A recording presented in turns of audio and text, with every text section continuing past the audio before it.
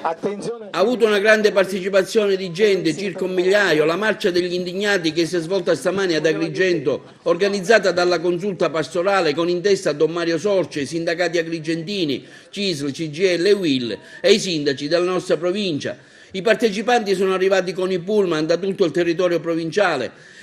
e hanno sfilato fino alla rotonda degli scrittori, partendo dalla rotonda Giunone, dove Don Mario Sorce in un suo discorso ha denunciato il totale stato di abbandono in cui ci troviamo, nella speranza che le risposte siano date in tempi brevi. Don Mario, una manifestazione importante che proprio con la pastorale sociale la Chiesa vuole dare un input alla sonnolenza della nostra classe politica. Vuole essere un rilanciare questo territorio in maniera forte, la gente vuole dire noi siamo cittadini di serie A al pari del resto d'Italia, quindi siamo qui per fare capire a chi di dovere, a chi ha delle responsabilità che dobbiamo da subito dimostrare che le nostre strade devono essere a pari e a livello del resto d'Italia e dell'Europa. Sarà una risposta a questa marcia secondo lei da parte della classe politica, dell'ANAS, di tutti i vertici che da anni ci comandano? Credo di sì, perché già giorno 8 avremo un primo incontro con il vice ministro Cancelleri di tipo tecnico e speriamo di continuare in questi incontri di tipo tecnico. Iniziare una battaglia è sempre un'incognita dove arrivi, a volte arrivi anche oltre dove hai pensato di arrivare, però il dato che va recuperato è che qui c'è un blocco sociale solido, fatto di cittadini, tanti cittadini, la Chiesa che scende in campo,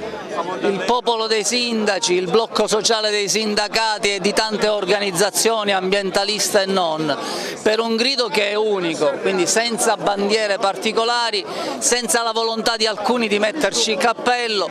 quant'anche ci possono essere i tentativi di confondere le acque, qui c'è poco da confondere, perché il tema ci mette insieme tutti quanti. Dal mio punto di vista è una cosa che deve appunto essere come cassa di risonanza e farci sentire come provincia di Agrigento per dare un segnale importante, sperando che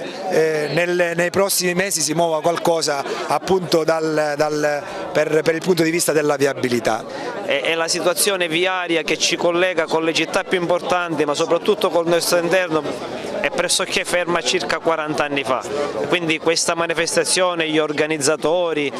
la curia, i sindacati, le associazioni categoria e anche noi sindaci siamo uniti nel far sentire il grido di dolore che non è nostro, il grido di dolore è di 450.000 abitanti della provincia di Agrigento, sperando che qualcuno ascolti, recepisca e che soprattutto poi ci siano fatti concreti nell'immediato. È una manifestazione importante perché siamo abbandonati da tutti e la viabilità è la cosa prioritaria, che il governo si svegli e si dedichi un pochettino per la provincia di Agrigento. E oggi questo fiume di gente, tutti sotto questi gilet gialli, chiedono a gran voce di dare una svolta alle problematiche di Agrigento, quindi ci aspettiamo che la politica deve dare i risultati alle cose che noi abbiamo rivendicato già da tempo, basta, la gente è indignata, aspettiamo soluzione ai problemi. I cittadini della provincia di Agrigento oggi stanno dimostrando quando sono arrabbiati con questo stato di cose. Abbiamo bisogno di sviluppo, abbiamo bisogno quindi di strutture idonee affinché queste possano consentire di sviluppare la nostra terra, di dare occupazione e di evitare questa continua emorragia che è la perdita del bene più prezioso che la nostra provincia ha, che è i giovani. Credo che sia un dovere di tutta la gente della provincia di Agrigento essere presente oggi qui, nel vero senso della parola, perché se vogliamo che questa provincia venga veramente rilanciata ci vuole l'impegno e il dovere di chiunque, di tutti insieme possiamo ottenere grandi risultati, ma bisogna volerlo sicuramente. È una battaglia sicuramente epocale, il problema infrastrutturale è il problema dei problemi per la nostra terra, soprattutto ad Agrigento che sconta un isolamento pazzesco, dobbiamo cercare di lottare insieme e questa volta siamo tutti insieme, tutti i sindaci della provincia di Agrigento per la prima volta uniti con le sigle sindacali e tutte le associazioni e le parrocchie, la Chiesa, perché è una battaglia comune al di là degli steccati, dobbiamo essere davvero tutti uniti. Come la valuta questa iniziativa? È molto interessante e positiva perché affronta un problema che la gente vive tutti i giorni, che ormai dura da troppi anni e che sarebbe il momento di concluderla. Siamo qui, siamo indignati, vogliamo veramente questa volta riuscire a raggiungere l'obiettivo, che è quello di avere normalmente le strade percorribili. È veramente estenuante poter raggiungere Palermo, è diventata una cosa impossibile e non è più accettabile che le imprese lavorino a livello così lento. Immaginarsi che lungo la strada non si incontrano più né mezzi né persone che lavora. Allora si pensa che è venuto il momento di dire basta e che si aspettano tempi brevissimi e date certe. Oggi lavoriamo per il nostro territorio, 30 anni di inefficienze pagate ora a caro prezzo, per cui questa folla dimostra quanto vogliamo e teniamo a questa provincia. La provincia di Agrigento fa parte della Sicilia, fa parte dell'Italia, siamo tutti italiani, quindi anche noi abbiamo bisogno delle strade, delle infrastrutture, perché diciamo ad alta voce che l'ultima infrastruttura della provincia di Agrigento, ricordo, siano i templi e quindi non possiamo continuare a vivere in questo modo e in questa maniera. Chiediamo ad alta voce al Governo nazionale un intervento forte e deciso. Quali risposte dare immediatamente, onorevole? Credo che questa manifestazione metta all'ordine del giorno una priorità assoluta che riguarda il nostro territorio. Diverse strade di collegamento non sono all'altezza dei tempi moderni e credo che riuscire a smuovere non solo la politica ma anche la pubblica opinione serve a far sì che il governo della regione e il governo della nazione possano attivare tutte le procedure non solo per la progettazione ma ovviamente per la realizzazione dell'opera, a cominciare dalla Santo Stefano Raffadali, per cui avendo incontrato a suo tempo l'assessore Falcone si è dichiarato disponibile alla copertura finanziaria del progetto di un pezzo di questo territorio, mi riferisco soprattutto alla Raffadali